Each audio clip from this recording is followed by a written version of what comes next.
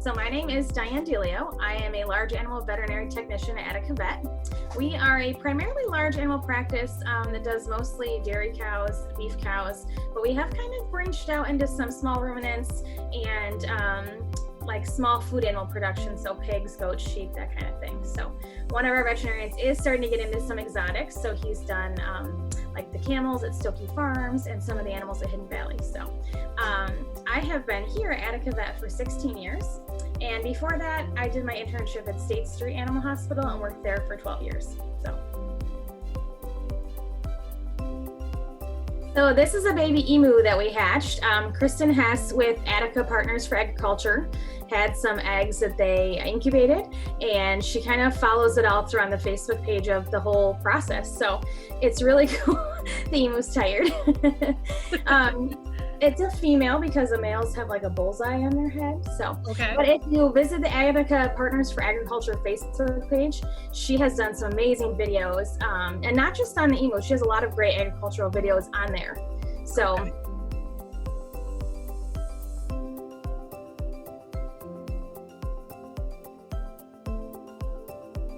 So the difference between a veterinarian and a veterinary technician is basically like a doctor and a nurse in the human world. A veterinarian is like a doctor, and a veterinary technician is like a nurse. So we do a lot of the same things nurses would do in your doctor's office. So, you know, we take the animal's history, we do a lot of the testing. As you can see, I'm sitting in my lab. So in a doctor's office, they would send a lot of your samples out to a lab, but in most veterinary offices, a lot of the lab stuff is in-house. So veterinary technicians do a lot of the lab work. They also do all the radiographs and stuff like that. So along with helping the veterinarian do surgeries and treat animals and taking animal vitals and things like that, they also do a lot of lab work. A veterinary technician cannot do actual surgery, make a diagnosis, or prescribe drugs. So I couldn't tell you what to treat your animal with. However, with modern technology, like Zoom meetings and stuff, we can work under the auspices of a veterinarian, and they can advise us after us, you know, taking different measures and, you know, doing different diagnosis things. We can then tell them what's going on, and they can prescribe something or advise. We have a lot of protocols in place that we follow. So, you know, if it follows a certain protocol, then this is something that the veterinarians have set up to treat with. So that's kind of the difference between a veterinarian and veterinary technician. Also, a lot of the client education falls on the veterinary technician's shoulders. So, you know, following through with how are you going to treat the animal, animal care, animal husbandry, a lot of that stuff is something that the veterinary technician does. Sure. So growing up, I grew up on a dairy farm, which really just promoted my love for animals and agriculture, which has made this be the perfect job. I had a lot of different animals and, you know, was very active in 4-H. So we mostly had dairy cows, but I had, you know, cats, a couple of dogs. We had rabbits, so that kind of thing. But that was pretty much it. So cows, rabbits, cats, dogs, and my kids now have fish. So I have now branched into having some fish as well. My favorite animal is dairy cows by far. I grew up showing Holstein and Guernseys, and my kids now have Ayrshires, so a dairy cow would be my favorite animal.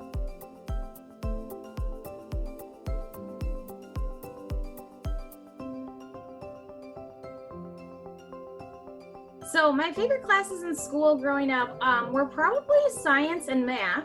Surprisingly, there's a lot of math in veterinary medicine. So just adding numbers to calculate drugs or different concentrations of things. In the food animal industry, we have a lot of different numbers when you're talking about, you know, how well a farm is doing. There's a lot of different numbers that they can measure. So math was probably one of my favorite subjects growing up.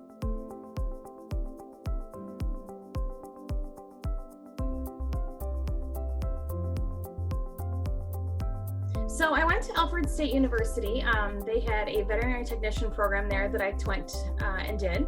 I also double majored and did the animal science program at Alfred State, which is mostly like food animal medicine and mostly just dairy cow stuff. So I did do some classes at GCC in high school for college credit, which really helped me be able to get that double major because I had 30 credits going into college already taken care of. So a veterinary technician has to go to college for about 2 to 3 years after high school. There are some 2-year programs, but they're pretty intense and they're pretty full of credits. So you have to take a lot of credits each semester.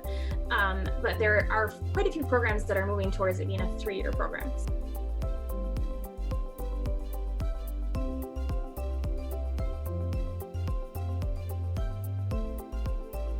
The emu is a pretty cool story because we've never done that before.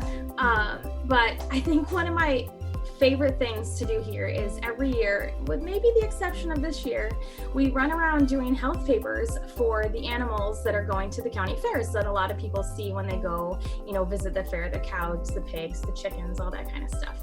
And these are just funny animals, we've had ones where we've had to chase pigs through a creek, and that was really funny because the pigs just decided they were going to swim off.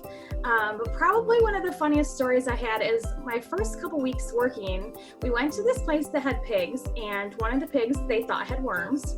So the veterinarian advised that they should deworm it. And they said, well, only that one pig, right? We don't need to deworm all the pigs. And as we were saying that, the rest of the pigs started walking around and eating the feces in the pen. And so it was just a really good explanation for the client. I mean, you can explain something to someone, but, a picture is worth 1,000 words. So when they actually could see why they needed to deworm all the pigs, it was just really funny. Yeah. But we've had lots of stories like that, delivering animals whenever you have a cow that gives birth or a goat that gives birth or something like that. That's just always really fun to be a part of. So I've been chased many times by cows. Probably the scariest was once when Dr. Keith and I were working with some, I think they were shorthorn beef cows. 2 mom cows just hated us, and they put their heads on us into the fence. It was very scary. So there's lots of fun stories, and it's just every day is different. It's just fun being with the animals.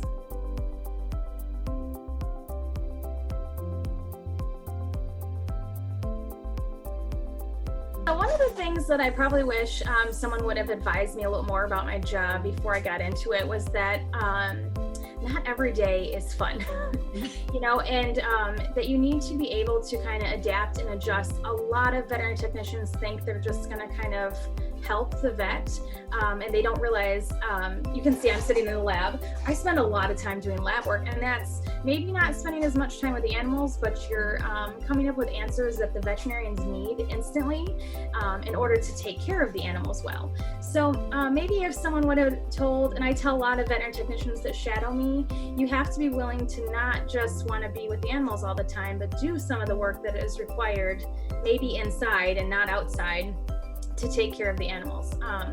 It's really hard to do what the veterinarian recommends when it may not be something that you want to see happen. Everyone wants a quick fix, and you may have some great ideas, but being a veterinary technician, it's important to follow what the veterinarian advises. So, and it's hard, when you know what the treatment is for an animal, it's really, you have to be careful that that's not you recommending or you prescribing drugs.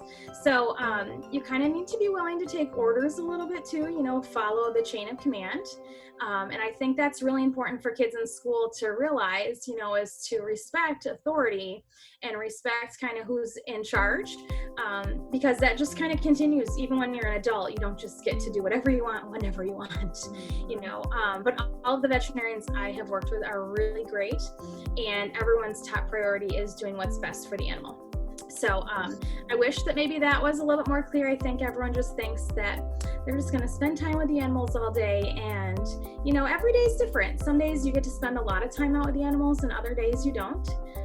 We are really exposed to the elements in our line of work too, so -20 outside drawing blood on cows is not always fun. Or like today when it's 90 degrees out, animals aren't happy when the weather is extreme, and neither are people. So just dealing with people's emotions, and different personalities is really important.